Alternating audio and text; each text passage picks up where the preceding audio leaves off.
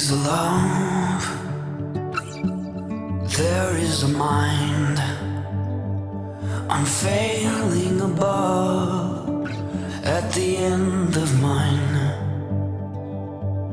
Greater is the one, beyond my doubt I find, in surrender to all, in the rest of peace I find.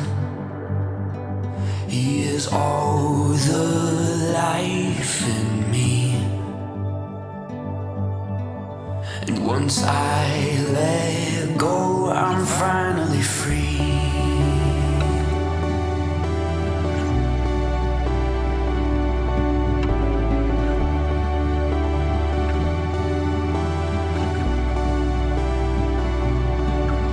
I'll take no thought for this life of mine. You thought of me first, these cares will stand in line. When all is lost and you are find a life that is yours, reveal the great divine.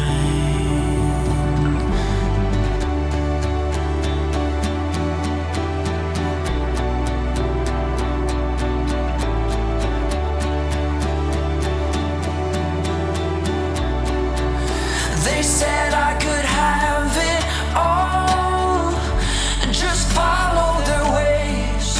Unadulterated I fall, but now I praise. In Him I am raised. He is all the life in me. Once I let go, I'm finally free. I'll take no thought for this life of mine. You thought of me first, these cares will stand in line. When all is lost and you are find a life that is yours, reveal the great divine.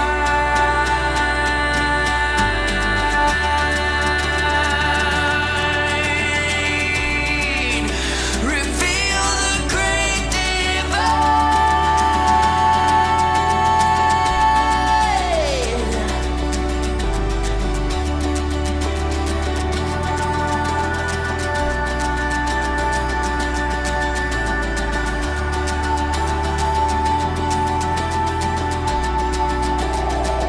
I was scared to let go, but now I surrender. Jesus carried the weight of it all. It's my Father's pleasure, His pleasure. When darkness falls, I cast my fears, for you are my only truth, and you alone can move and make the way. For I am this perfect day.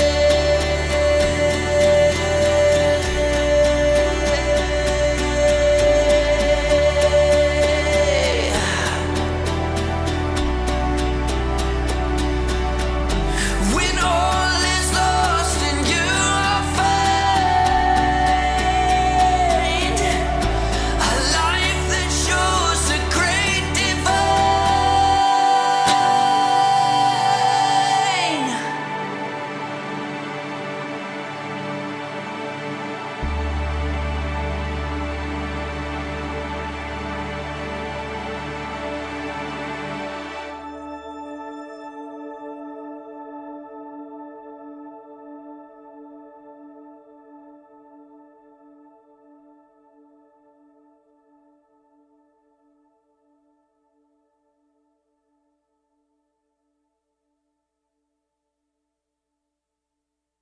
It's Matthew David. So the big idea here is that I'm going to read something that I posted today in the group, and it might be a little complex for you because I'm going to take you through different levels of reasoning.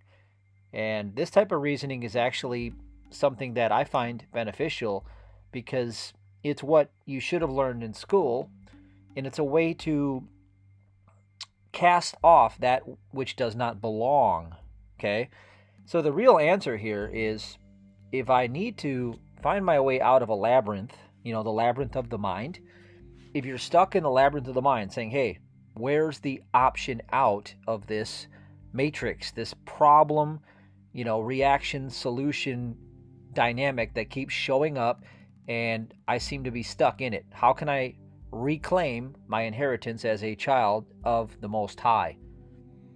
So what I'll show you how to do is how to get there. So just listen to everything I say and follow along, and give it the benefit of the doubt to see what you are capable of when you grasp on to truth in this way. So I'm going to take you through this. I'm going to read this. Then I'm going to go into a couple key scriptures that jumped out for this week. And then I'm going to go on a walk and take you to my hill sprints. And I'm going to go through just a couple warm-ups. And I'm going to show you how I activate it in my daily routine, because your daily habits become your destiny. So what I do daily determines what I become eventually. And this is the process that I did. This is what I did when I was bedridden with Lyme disease to being able to train like a pro athlete. Okay, that's why you want to listen to this, because it's a principle of truth that supersedes all of my human accolades. All right, so there is nothing about me that's special other than discovery of this principle. So I want you to find this principle. And I think it's worth an hour of your time if you're truly committed to the walk of victory. All right, so let's get to it. Serious question though. In all your pursuit of truth, following the operatives on social engineering, social media, where did honor to God fit in? Did they explain how God has no adversary? Did that even come up? Well, if so, the rest of the time spent chasing solutions within that conversation was heresy. But carry on. The dream is almost over. Just an invite to be ultra humble and trust the plan. Whose plan? Well, who plans to succeed and who plans to fail?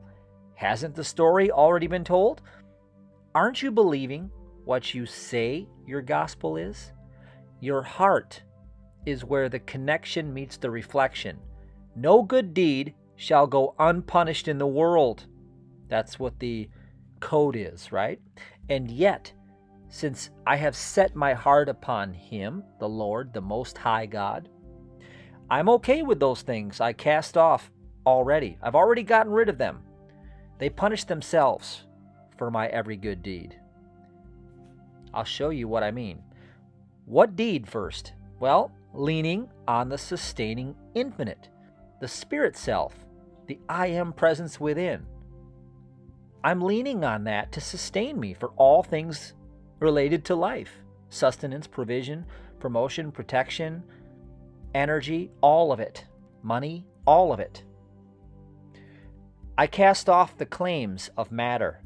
The world, as it were, is a deficiency. It's an empty, dead carcass, according to the Gnostic Gospels. And I identify with the I self, the Christ, the I am presence, imagination, that has overcome the world already. Now that's planning to succeed indeed. I trust the almighty presence of the I am, whose sustaining infinite presence supplants all human ideas. My body is not fueled by calorie and muscle. That's sin. That's the law of sin and death under the curse of the flesh. My body is within imagination, and its reflection of perfection is my sustenance of life. My finances are a divine idea made manifest as a reflection of the contemplation of being, doing, having already received. You see, you can already live there now in your imagination. Well, what if your imagination was the real and the flesh was counterfeit? That's what I'm saying. And what if the real sustains itself within the real, and all I have to do is identify with the real, and it becomes made known to the senses? That's the mystery within the riddle. So true prayer is alignment within the reflected self-image of spirit, within imagination itself, governing itself with no obstruction to goodness. I repeat, no obstruction to goodness, because that is an inevitable outcome. It is an attribute of spirit. It's goodness itself. So ceaseless good made manifest is God's trademark. Now you're going to hear my daughter in the background. Just understand she's out there. Now I have given you inductive reasoning with that idea. You have witnessed an idea arising that arouses the belief that you, yes you, are sustained by the ever-present presence I am, that governs itself according to its perfect plan. That's what you trust in. Now, from this inductive position of standing in our proper place of alignment, as a ray reflecting the sun, the living Christ, the imagination, the Son of God, we can deduce the... So I am is the wisdom of the self-seeking self within its own idea of existential knowledge capacity. So hence, we deduce that the activity of this presence is to have relationship with us. We can deduce that. That's the common denominator of all the activity. See, if you understand the principle, the inductive principle that I say that, infinite worlds appear and reappear in the vast expanse of my consciousness like motes of dust dancing in a beam of light. This is the idea that I'm giving to you, that spirit is curving back within itself, right? So what do we deduce from that? Well, we can deduce that the purpose is relationship. So spirit can have relationship with itself. That's where we're getting to next. Okay, that's the next point. So, we are spirit's perfectly held reflection. Stop and breathe that in. You are held by spirit, not temporal, mortal, flesh and bone existence. That doesn't exist. That's a myth. You are held by spirit. Big difference. When we self-identify with the I am self, the spirit, as the all-sufficiency in all things concerning our lives. We dream in matter, and that's the counterfeit claim of life. We dream it. It's a myth. It's an illusion. It's counterfeit of the real. It's the law of sin and death. So it's easy to deduce that matter doesn't govern or control spirit. We can also deduce that. Well, we see all this going on, all this power and control seeking, don't we? Isn't that what you see out there? Well, are the men who rule and manipulate, are they eternal in their presence, or are they cursed to the bitter end as they are operating outside of a divine principle? That's important to know, because when I get to the retroductive reasoning or the Neoplatonistic knowledge of theurgy, the methodology of, I guess you would call it, transformation, because you're releasing yourself by subjective negation of the claim that you're a physical idea, and you're identifying as the non-physical reflection of a spiritual perfect principle. That is the sacred and forbidden Gnostic teaching that has been removed from all of the so-called indoctrination camps that they call education. Because if you knew how to think this way, you could negate all of the bullshit, and you could get to the point, and you could stand in your power, victorious, And that's one thing that has been clouded with ignorance. So let's show you how to get that ignorance cloud evaporated. So once you have calculated this far, taking in the ideas above, you're ready for a true deal breaker that smashes the falsehood lies to pieces. You'll have to burn away, okay?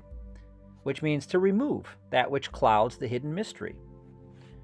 And with that said, when I talk about that burn away, our scripture is going to be Revelation 3:18 and Exodus 15:3. So I'll get to that burn away part next, because you might be wondering, well, what is this idea of a burnt offering, and what does it mean to burn away? What are you talking about? And what is a non sequitur? It means it doesn't follow. Okay? You burn away the non sequitur narratives to purify your mind. You see, if I know what the divine principle is, anything that comes against it is a non sequitur narrative, which means it doesn't follow the continuity of goodness. Therefore, it doesn't exist. So I can burn it away. That's what you call subjective negation of that which is not, which means the dismissal of ignorance. And once you dismiss ignorance from mind, all happens within mind, then you become of one mind, of one accord, and then you are in the gnosis, or the knowledge of the Father. That is maturity in the wisdom of the Christ. It's not the childlike essence. It's the maturity, the growing up in the Spirit.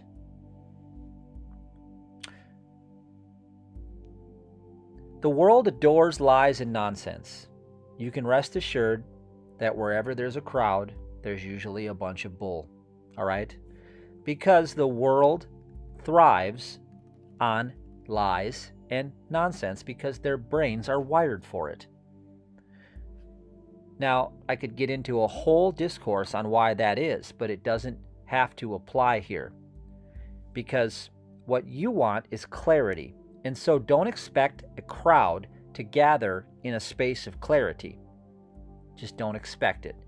Eternal goodness, as the sustaining infinite idea of life, has never dreamed, or better stated, imagined itself as anything less than perfect within itself. It lacks for nothing and sustains itself with completeness. Get this, in the freedom,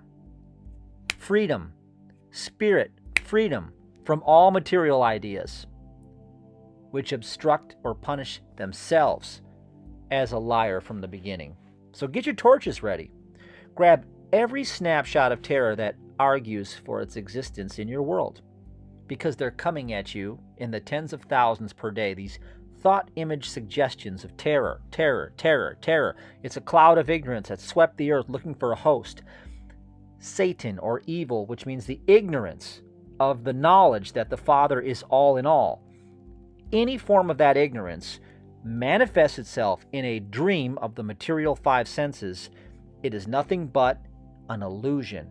So grab every snapshot of that terror and just take a freeze frame of it with its accompanying narrative. Anytime the thought seduces you to believe that there's power in evil or some authority to infringe upon goodness and your eternal goodness as a reflection of that which is. So is it real? Is evil real? Well, let me ask you a question. Did goodness, the original word for the contemplation of this principle idea called God, did goodness fall from power over all creation and suddenly become confused? Did divine principle or divine idea come apart at the seams? Did 2 plus 2 stop being 4 ever, even though 3 plus 4 equals 6, 9, 10, 11, 12, 14, 15, anything but 7 in the world of the myth? See, in the world of the myth, 2 plus 2 equals anything but 4, and crowds gather to feast themselves on the bullshit of all of those opinions. But if I take divine principle, and we're going to get to that, retroductive reasoning, by the subjective negation of that which is temporal, confusion ignorance, I get to the principal core reflected state of being one with the Father, and that's when error gets swept away. That's what you want, right? Don't you want all of this to go away? Don't you want to live in the kingdom, the paradise on earth that God has given you, and not the counterfeit version that is the dream that is terrorizing you?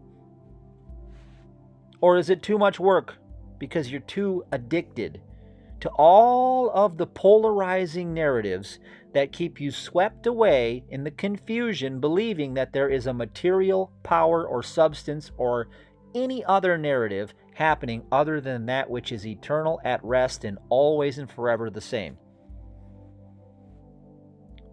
See, is it that you are identifying as the image and creation of flesh and blood in a material counterfeit version of life? Well, you better start burning. How?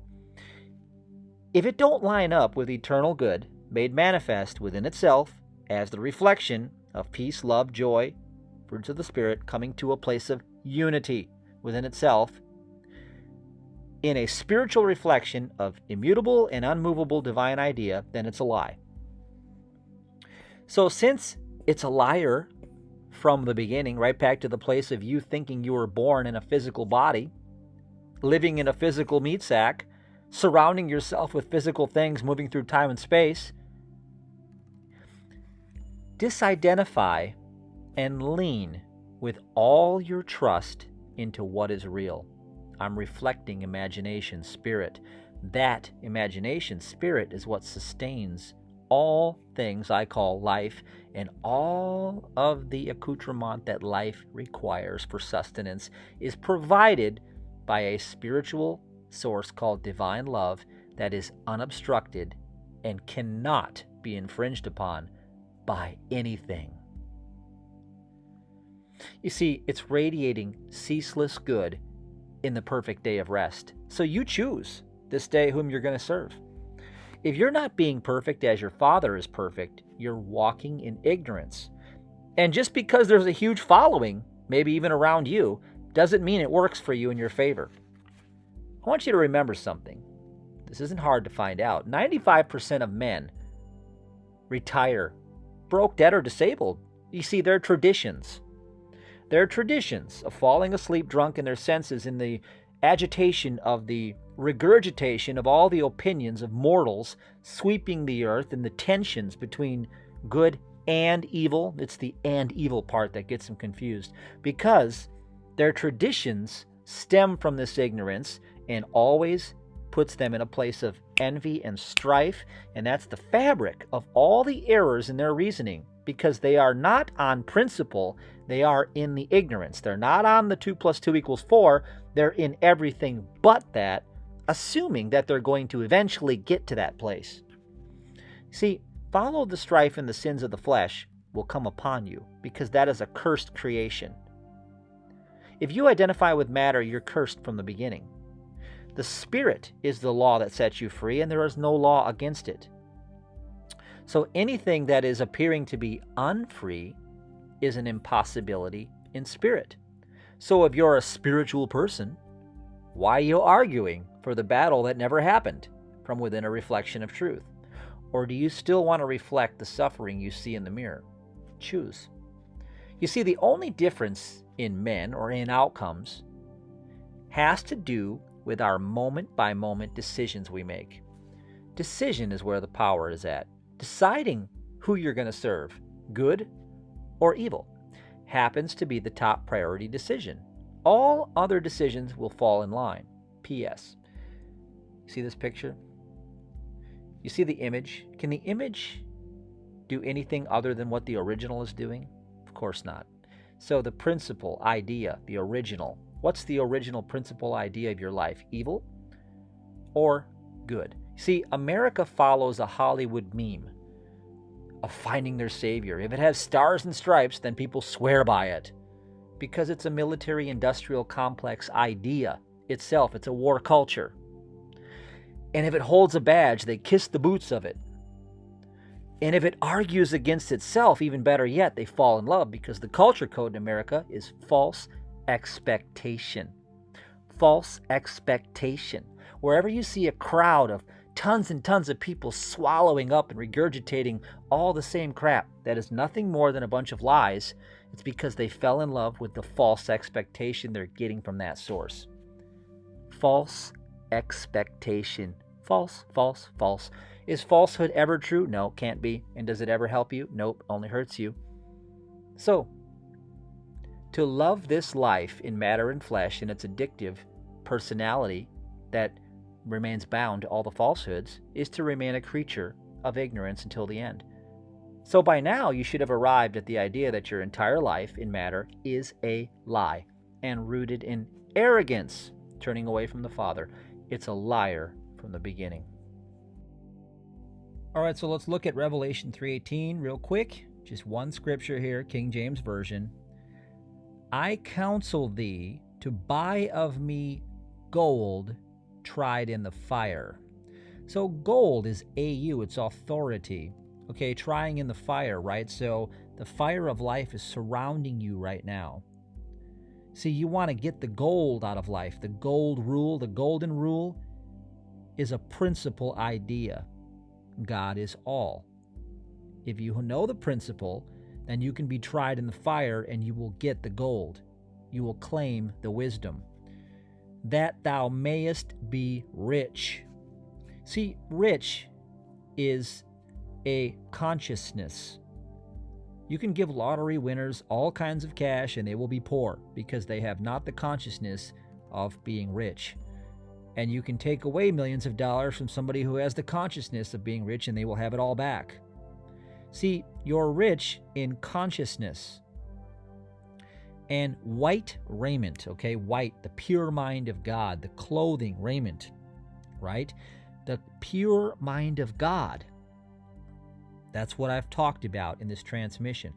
That thou mayest be clothed, and that the shame of thy nakedness do not appear. See, when you're in flesh, you are considered naked because you are a disturbing image when you are in the flesh.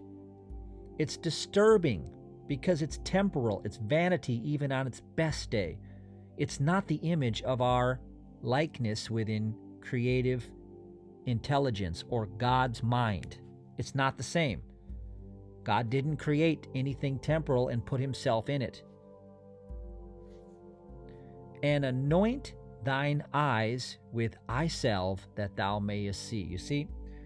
Anoint thine eyes. See only that perfection which is eternal, and be of that mind, that pure white raiment. Clothe yourself in spirit. Walk in the gold that is going to be tried in the fire of life, and then you will have gained the wisdom, and you will be rich in every capacity.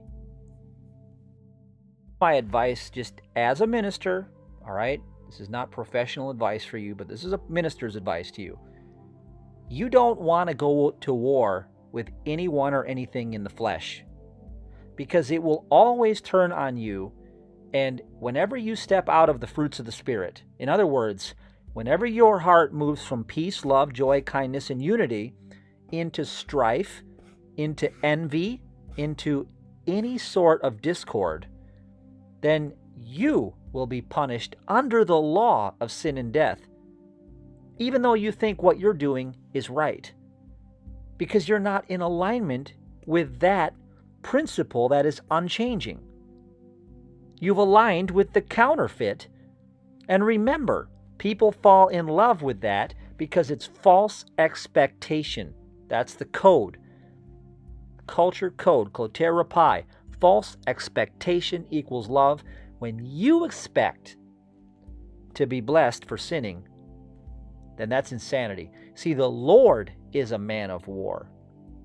Capital L, capital O, capital R, capital D is imagination itself. It is imagination itself. It says the Lord is his name. If you go to that place, that's what it means to bring the whole tithe into the storehouse. The money part is just so you can break the curse of Babylon over your life, over your provision so that you can allow spirit to supersede your reasoning within your five senses and to provide for you supernaturally, which means above the realm of the natural man. But when you decide to lay down your entire existence and challenge yourself, like I'm going to show you in the next part of this video, with what I call conscious capacitance warrior training, yeah, it's a real thing. And you might want to try it, because it's what I did when I had Lyme disease and I was bedridden, and I moved from a state of being that to training like a pro athlete, because it's God's power. And so what did I do? I allowed the Lord, God's power, to be the warring, correcting, rebuking presence in my life that destroyed all of those limitations and those lies that I was sick, that I was bound to a material body, that I was poor, that all of these things happening, right? Well, what about the world around you right now? What do you think is happening all around you? It is a dream of consciousness. I submit that if you do what I say and let the Lord fight your battles, then you will enter and occupy a state of His rest and His peace, and grace will come upon you. And that grace is going to be 1,000 times more effective than all of the things that you can do through your human reasoning to try to save your life that doesn't exist. You never existed in matter. You have to get this idea. Otherwise, you're going to keep falling in the same trap. And I say this with love because I know, because I've been there. I know because I've been there. So, for anybody willing to listen, I want to show you what I did, because the epic part of the story is that I began this journey when I was in my bed with Lyme disease. I couldn't, like right now, without a weight vest, I couldn't even walk. I was scared. I was scared to walk around the block because my legs would shake and I'd go into a nervous system breakdown. And so this process that I discovered, it actually has a name. I didn't even know it. I didn't even know it till today, so I'm going to teach you about what I know today. It's called theurgy. And it's a method. It's a lost ancient Gnostic teaching. Now, I had not heard of this up until now. Now, theurgy is Theurgy. And there's some really heavy reading material out there from the Neoplatonistic teachings that you can get into if you want to, gather that understanding. But I've been teaching this the whole time because I live it. I've lived it. I don't know. Nobody's ever told me that this was a thing. I just know the principle of it, and I've lived from it. So here's the idea. When I had Lyme disease and I was really weak, I had to disidentify with a suffering state, okay, with the mind that creates suffering in this world. Because that's all I knew all around me was suffering. I didn't have any money, I didn't have any friends, I didn't have nothing. And worst of all, I couldn't even experience freedom in this physical body. So guess what I had to do? I had to change the way I looked at the world and my body and the subjugation of putting myself into that spell or illusion of being a body in the world. The consubstantiation of what you would call spirit and matter is actually nothing more than the retroduction, whereas you've gone through the induction of bringing up an idea, which I talked about in the beginning, and then you've done the deducing of, okay, here's the common denominator within all that, that inductive reasoning. And then, so what is the retroductive aspect that's left over is you have what you call this burning away of all of the falsehoods. That's what truth's purpose is. That's why you want to marinate on truth. You want to engage with it, embrace it. And so what I mean by engage with it is it's trust. It's putting your whole faith in it. It's laying down everything that is not in alignment with that. That's what this retroductive reasoning is it's saying I'm going to burn off everything that's not congruent with this idea, because I've taken one factual idea, or maybe two of them, and everything else that doesn't line up I know is falsehood, so I burn it out of thought. And see, that's consuming matter within oneself. That's what the ancient Gnostic teachings were always telling you about. I've listened to the Gospel of Truth in the Nag Hammadi library probably about I don't know, dozens and dozens of times. I can't be specific, but I can say dozens and dozens of times.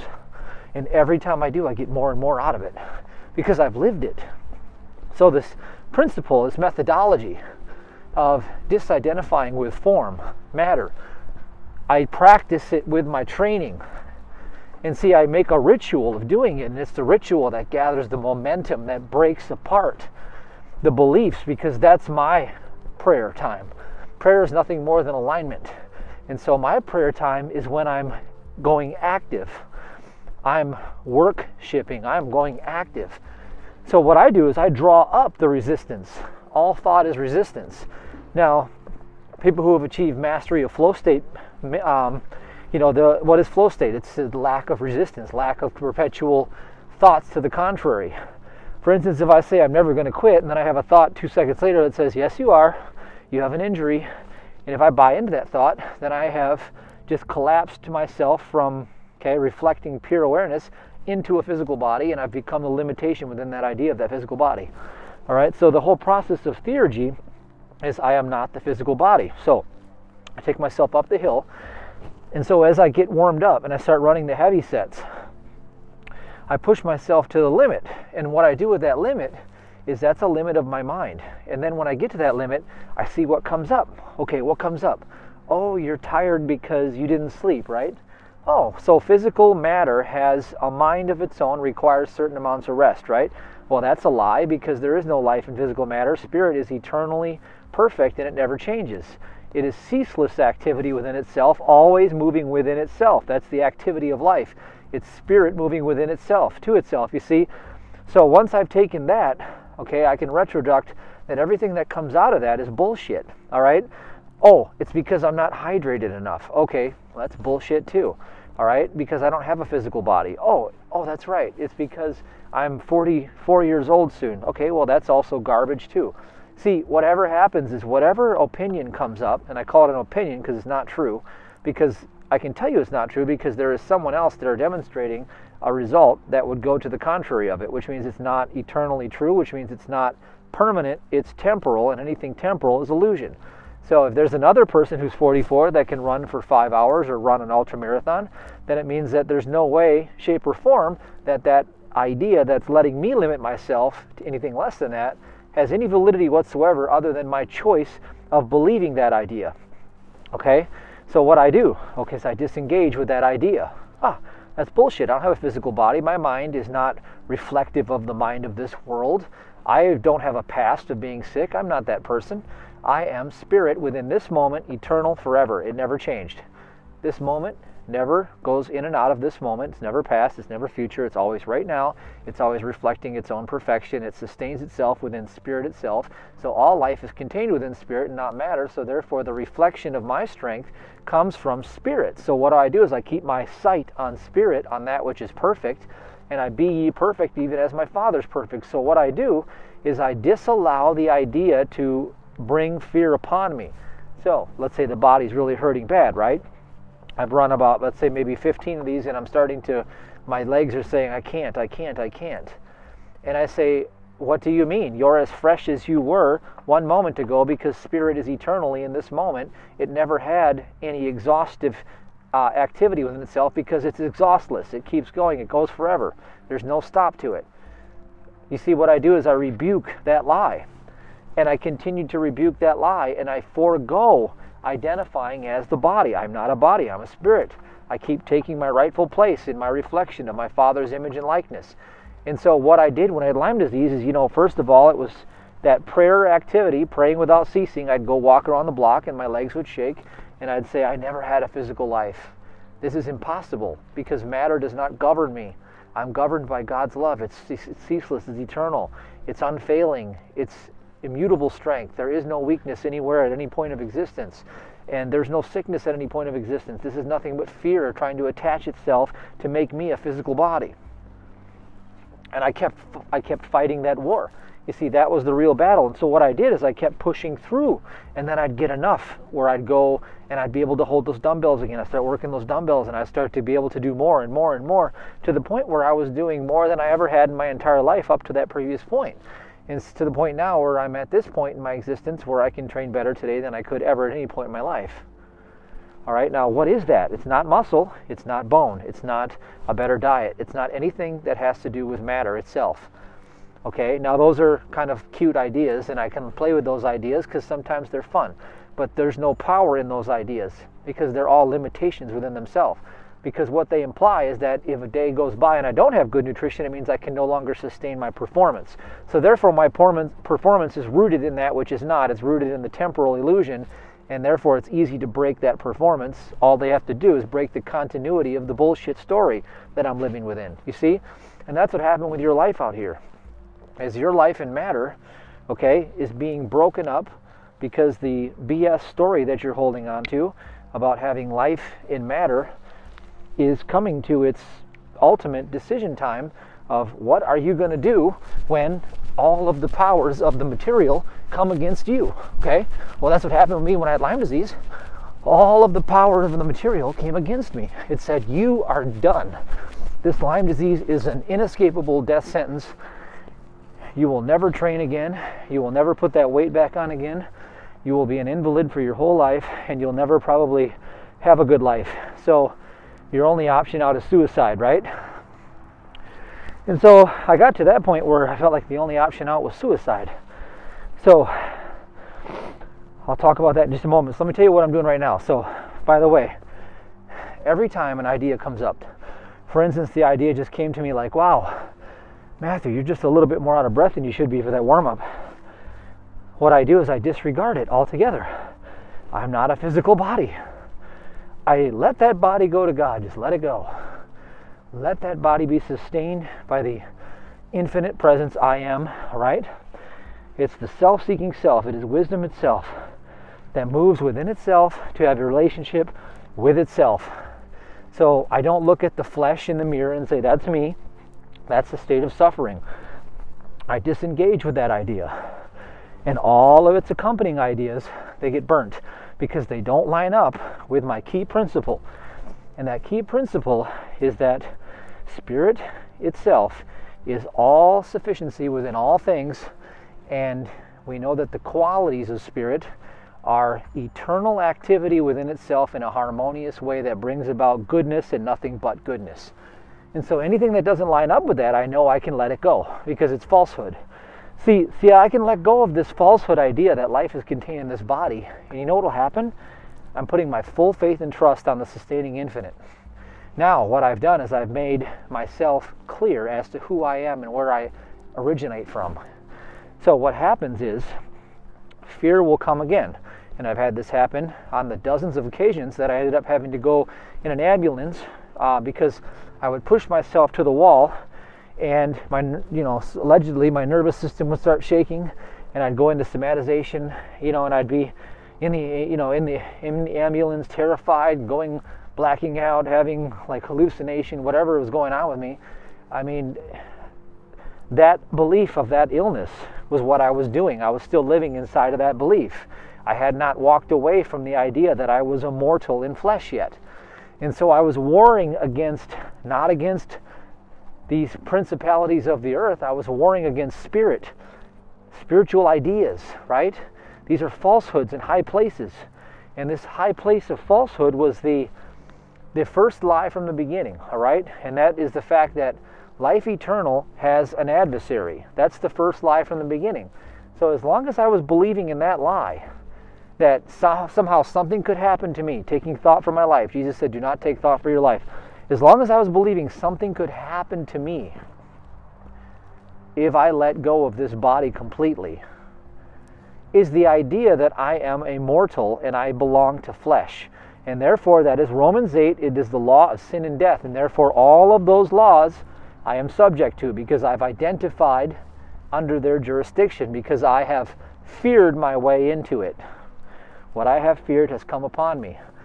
And so the idea of theurgy is to let go of all of that identification via fear to all of those accompanying ideas within that first lie from the beginning, is the idea that you were born in flesh.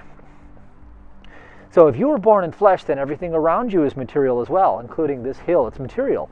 And you know what? All the laws that accompany it, right? It has to have certain amounts of taking care of, and It has to, go through seasons of winter where it feels cold and it's hot in the summer. It's beautiful in some seasons it's not.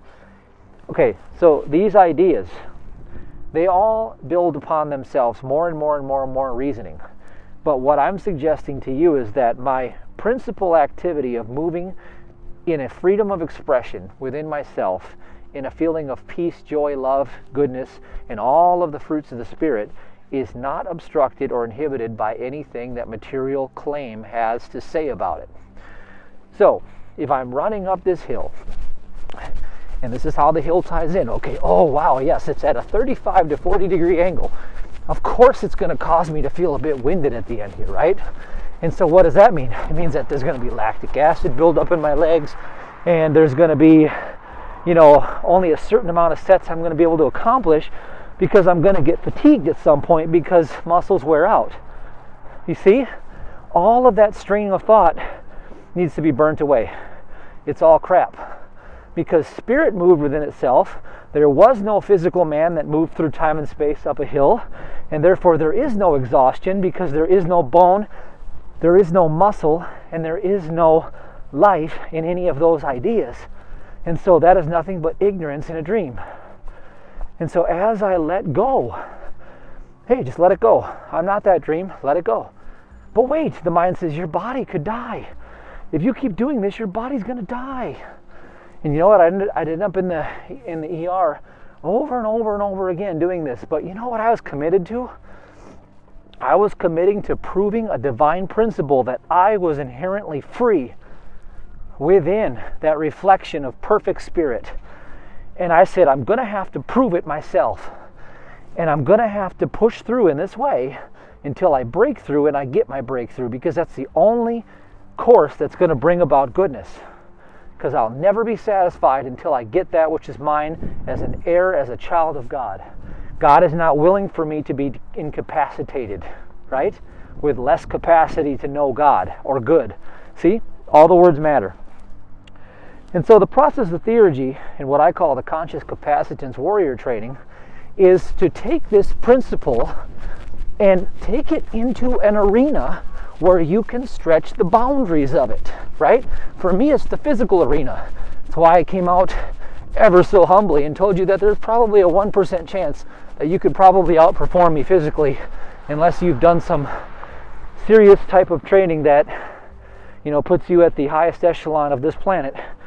Because I've calibrated myself to training at pro athlete status for the last few years, and I do it day in and day out, 2 to 3 workouts a day, all right? And I do for one reason. This whole thing is for one reason. You'll notice I have a beautiful 6-pack set of abs, but you haven't seen me do a video to show you this, because I don't care, just like I don't care to show you the wealth, because I'd rather show you some principle and let you decide how to scale yourself so that you're not comparing yourself to anything. I give you nothing to compare to and everything to grab onto. And so what I do is I take this into an arena. And this arena is where I get to play with this burning process of all these ideas. I call this true prayer. So any arena that causes you to bring up that resistance, okay, of all of the things that bind you to this world.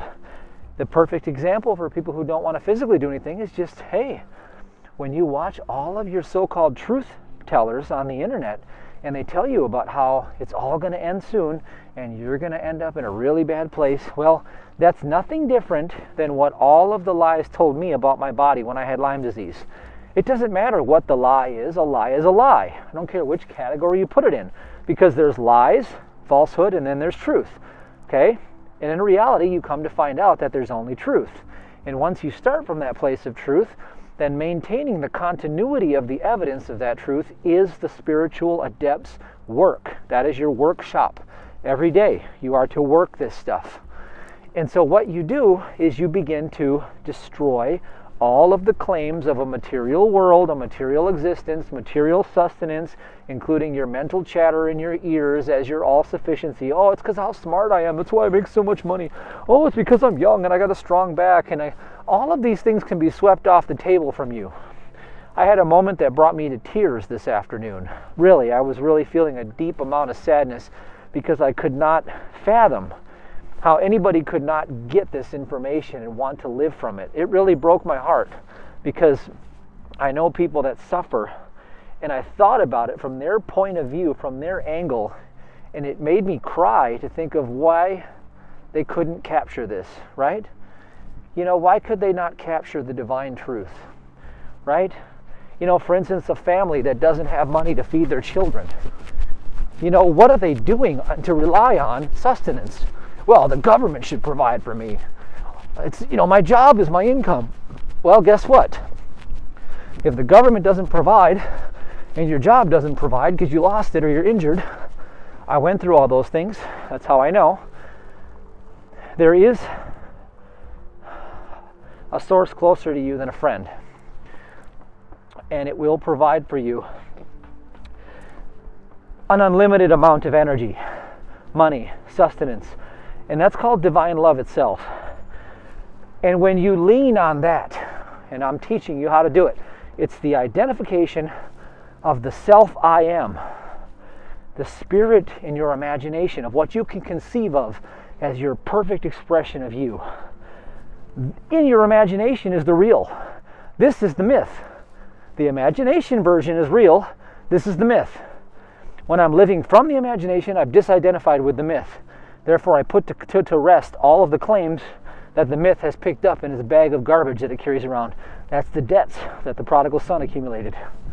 Because when I return home to the Father, and I bring the whole tithe into the storehouse, not just my money, not just sacrificing the mammon of this world so that I can be blessed from a higher source, but when I bring all of me in and I sacrifice all of me, saying my life is not sustained in matter, it is sustained by presence itself.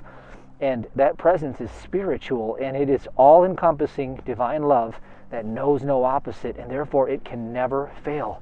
The life that lives in me is the light that cannot fail. I am this perfect day. You see, when I start to say things like that, I am coming from that place. So let me take you through the meditation real quick that I do, all right? So this is from the I Am Teachings of Saint Germain. Now I'm bringing this into the theurgy, okay, the study of the methodology of how you become the signal and not the radio box itself, but you become one with the signal, and the signal is the strength, not the radio. See, the signal isn't disrupted when the radio gets kicked and smashed in. And so if I identify with the signal, then guess what? Change the way you look at the world changes. Change the way you look at you, and you change. That's what Romans 8 is all about. When you look at you as a matter, okay, you come under the law of sin and death, and all of those things come against you. When you identify as spirit, the signal coming from God's mind, the divine mind, the harmonic, not the anti-harmonic of the matter claim, but the harmonic itself, when you are the harmonic, and that harmonic is your sufficiency, that is my strength. The harmonic is running up this hill. This is not flesh and bone moving up a hill in time and space, gathering exhaustive fatigue, wondering how many calories it's taken in today, wondering if it can go 5 more rounds because that just might be the depleted state, right? That's not me. I am a signal that is perpetually in motion within itself, creating goodness and stirring about with activity within its own imagination. It is imagination itself. So every set, I am fresh. It reminds me of when you flip a coin. What are the odds of flipping a coin? Okay, if you flip it, it's 50-50, right? Heads, tails. If you flip it 10 times in a row, what are the odds? It's always 50-50. It resets every time. It's always 50-50. That's the same thing when you lean on spirit, sustaining infinite. Is every time you lean on it, it's always fresh. It's never ending. The abundance is always going. It's not obstructed ever, period. That divine love wants to provide for you. It wants to move and express itself in the world. It clothes itself in goodness all around you if you get rid of all of the resistance to it. And that resistance are all these ideas that have come upon you, and they're sin because you have identified as a physical body in a physical world surrounded by opinions of men that have the power the authority and the capacity to obstruct goodness, which is a liar from the beginning. Nothing can obstruct goodness because goodness is, and anything outside of goodness is not. So all of the narrative coming from all that chaotic, distorted transmission that says this is going to happen, that's going to happen, this is going to happen, that's going to happen, you can choose to wake up out of that at any moment. You know what I did? I woke up out of the dream that I had Lyme disease. And I'll tell you what, it was from this practice of pushing myself in a realm where I took whatever was limiting me and I started to burn away all of those lies surrounding a principle of truth. All right? If your idea is money, then we know that, okay, all you have to do is you have to meditate, which not even a good word, but you have to marinate on this idea. I am lavish, rich substance surrounding myself as an ever-increasing, ongoing income stream now.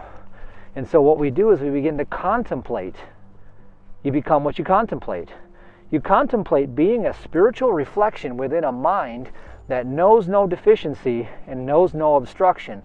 And therefore the activity of this mind reaches you with no interference because there is nothing to interfere.